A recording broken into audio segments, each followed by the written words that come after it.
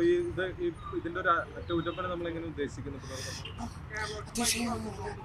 ഇപ്പോൾ concrete ബോൾട്ടൊക്കെ concreting ഏർപ്പെടുത്തിയതിനു ശേഷം ട്രെയിനിൽ തൂക്കി ലോറിയിൽ നമ്മളെ സ്റ്റുഡിയോ കൊണ്ട് ട്രിവാൻഡ്രത്ത് പാപ്പനംകോട് സിക്കോ ഇൻഡസ്ട്രീസ് കുന്നോള ശില്പകേന്ദ്രം അവിടെ വിട്ട് ആണ് പണി ചെയ്യുന്നത്. ഇതിൻ്റെ ജോലി എന്ന് പറഞ്ഞാൽ ഇത്രയും ഫോഴ്സിൽ ബസ്സിൻ്റെ ഇടി വന്നതിൽ പ്രതിമയ്ക്ക് ഷെയ്ക്ക് ഉണ്ട്. ആ ഷെയ്ക്കെല്ലാം തീർത്ത് അനാട്ടമി ശരിയാക്കി പെയിൻറ്റ് ചെയ്ത് പീഠത്തിൽ പ്രതിഷ്ഠിക്കും. എത്ര ദിവസം എടുക്കുമായിരിക്കും?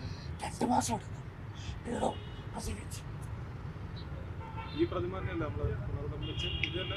അതെ 20 ലക്ഷമാണ്. 20 ലക്ഷം രൂപ എത്രയും വേഗം പാസ്സാക്കും.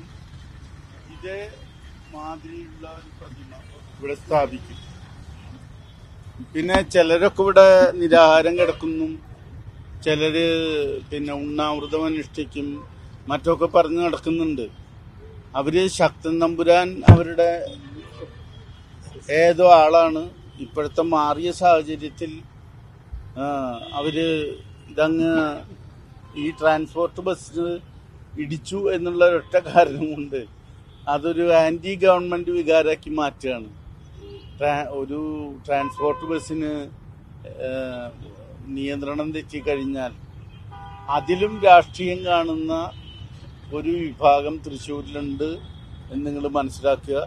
ഞങ്ങൾ ഇടതുപക്ഷ ജനാധിപത്യ മുന്നണിയുടെ എല്ലാ ജനപ്രതിനിധികളും ഈ പ്രതിമ എത്രയും വേഗം സ്ഥാപിക്കുന്നതിന് വേണ്ടി തീരുമാനിക്കും. ഒരു കാര്യത്തിലും അതിൽ ചാഞ്ചല്യമില്ല.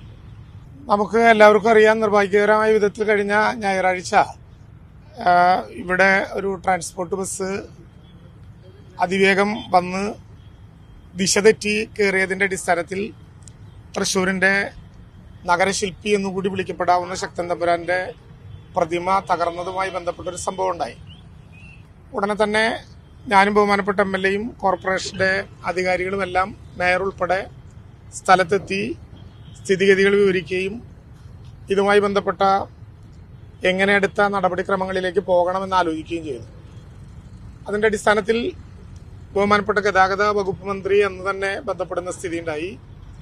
പിറ്റേന്ന് ഗതാഗത വകുപ്പ് മന്ത്രിയും തൃശ്ശൂരിന്റെ MLA ശ്രീ P. ബാലചന്ദ്രനും ബഹുമാനപ്പെട്ട തൃശ്ശൂർ മേയറും അതുപോലെ തന്നെ സ്റ്റാൻഡിംഗ് കമ്മിറ്റി ചെയർമാൻ വർഗീസ് കണ്ടംകുളത്തി ഉൾപ്പെടെയുള്ള ആളുകൾ ഞങ്ങൾ തിരുവനന്തപുരത്ത് ഇതുമായി ബന്ധപ്പെട്ട കാര്യങ്ങൾ കൂടിയാലോചിച്ചിരുന്നു.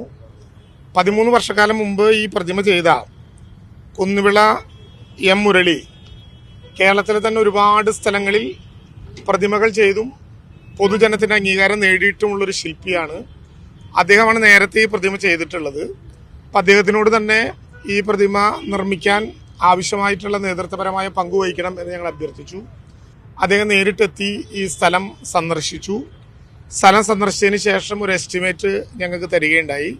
അപ്പം ആ എസ്റ്റിമേറ്റുമായി ബന്ധപ്പെട്ട് പകുതി പണം ട്രാൻസ്പോർട്ട് വകുപ്പ് മന്ത്രി ട്രാൻസ്പോർട്ട് ഡിപ്പാർട്ട്മെന്റിന്റെ ഭാഗമായി KSRTCയിൽ നിന്ന് നൽകാം എന്ന് നിശ്ചയിച്ചു.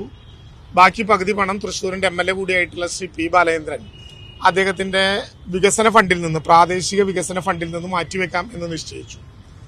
അതനുസരിച്ച് തൃശ്ശൂർ കോർപ്പറേഷന് KSRTCയുടെ DTO പ്രതിമ ഇവിടെ നിന്ന് മാറ്റാനും പുനഃസ്ഥാപിക്കാനുമുള്ള അനുവാദത്തിനു വേണ്ടി അപേക്ഷ സമർപ്പിക്കുകയുണ്ടായി.